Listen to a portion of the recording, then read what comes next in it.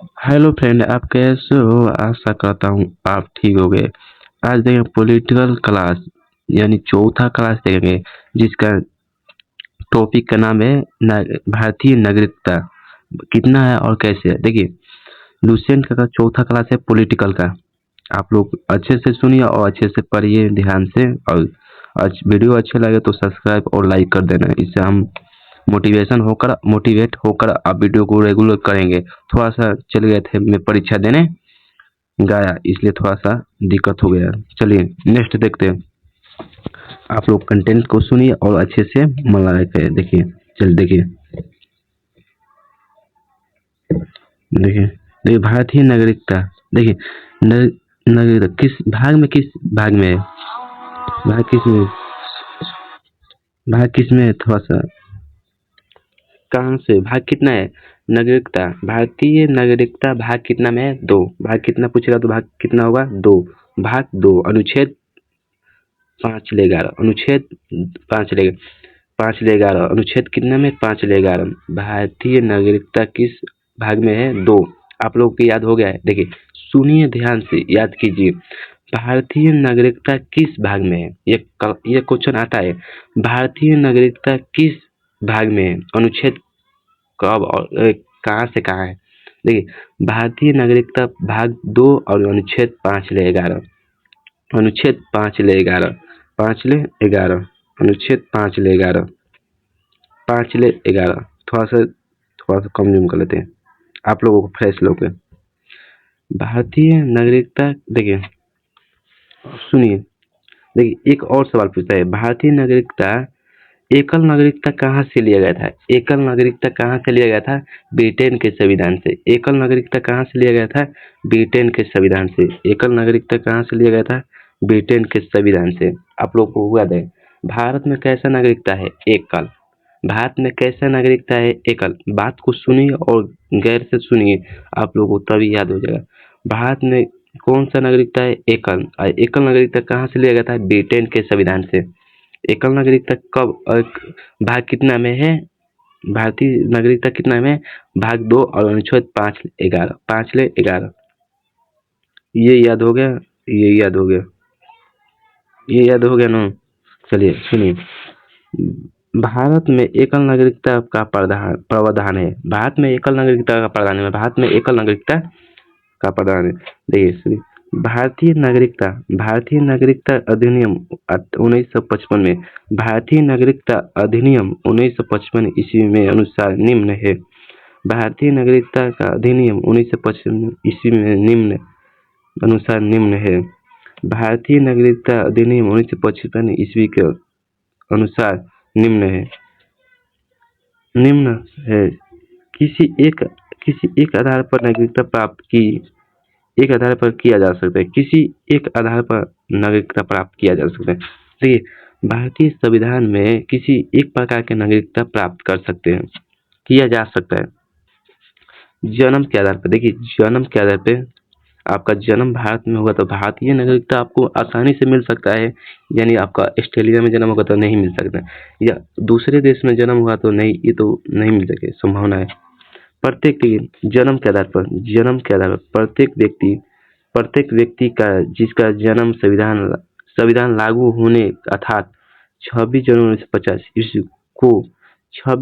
1950 ईस्वी को या उस उसके पश्चात भारत में हुआ था। मैंने कब भारतीय संविधान लागू हुआ? देखिए भारत में आपको जन्म हुआ या ना हुआ वो कोई माने बात नहीं है, लेकिन 26 जनवरी 1950 को पहले भारत में रह चुके हैं, माने पहले भारत में रह चुके हो तो आपका नागरिकता मिल सकता है। और वह जन्म देखिए वह जन्म से भारत का नागरिकता होगा, माने 26 जनवरी 1950 से पहले आपको रह चुके हो तो भारत का नागरिक मिल सकता है।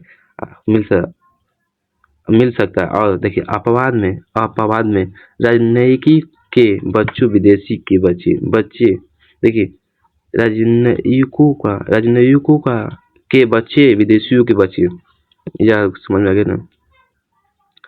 भारत में कितने प्रकार के नागरिक मिल सकता है? किसी एक प्रकार के। देखिए अब दो देखते हैं। दो वंश या देखिए वंश परंपरा, वंश परंपरा आपका जाति क्या है, वंश क्या है, इसके परंपरा द्वारा नागरिकता प्राप्त किया जा सकता है। वंश परंपरा और नागरिकता के द्वारा प्राप्त किया जा सकता है। वंश आपका वंश या जाति या आपका कुल क्या है, आपके कैसे इसके द्वारा भी नागरिक प्राप्त किया जा सकते हैं। देखिए वंश द्वारा या वंश परंपरा द्वारा या नागरिकता प्राप्त किया जा सकता है। क्वेश्चन संख्या 2, भारत भारत के बाहर अन्य देश में 26 जनवरी 1950 के पश्चात 26 जनवरी 1950 के पश्चात जन्म लेने वाले व्यक्ति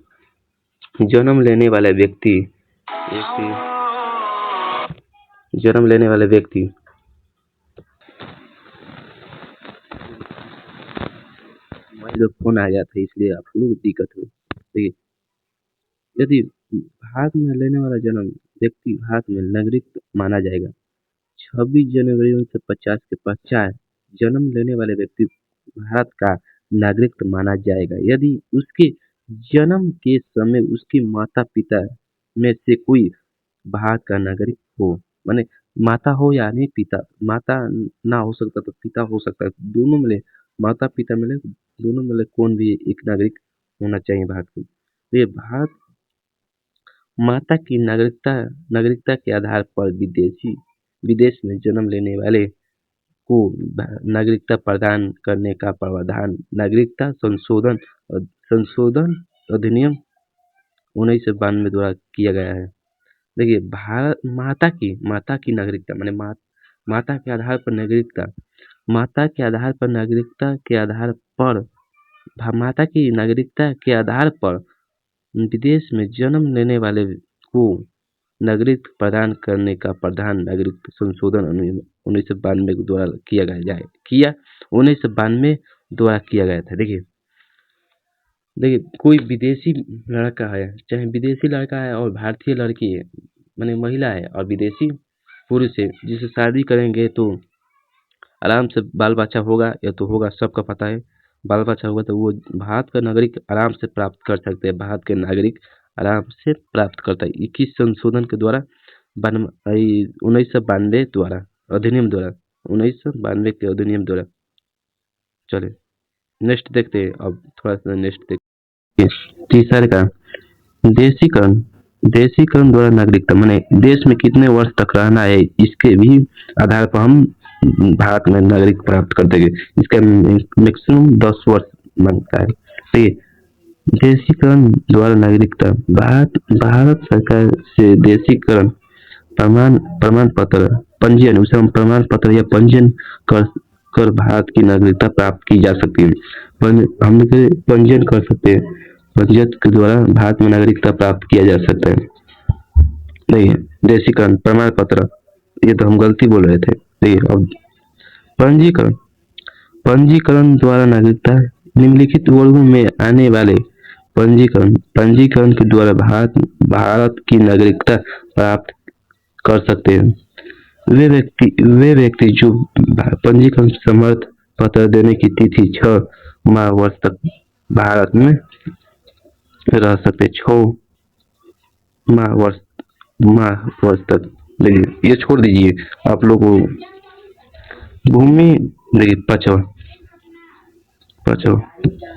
भूमि विस्तार यदि देखिए पांचवा भूमि विस्तार यदि किसी नए भूभाग को भारत में शामिल किया जाएगा तो देखिए ये समझिए भूमि विस्तार द्वारा। देखिए भारत है, जैसे भारत के सटल कौन से देश से सटल भूटान, देखिए भूटान है ना, बिहार के ऊपर भूटान, जैसे हम बिहार में मिला सकता है। देखिए भारत बिहार का एक अंग है और हम जैसे भूटान को भारत में मिला सकते हो तो वो भूमि विस्तार कर सकते हैं और उसमें कितना भूटान के लोग है वो से भारत का नागरिक मिल सकता है। आप लोगों को कैसा है, यदि किसी नए भूभाग माने किसी अगल बगल भूभाग को हम जमीन को छीन लेते हैं भारत में मिला सकते हो तो वहाँ के लोगों को नागरिकता प्राप्त किया जा सकते हैं। उस क्षेत्र में निवास करने वाले व्यक्तियों को सूरत भारत की नागरिकता प्राप्त किया जा सके।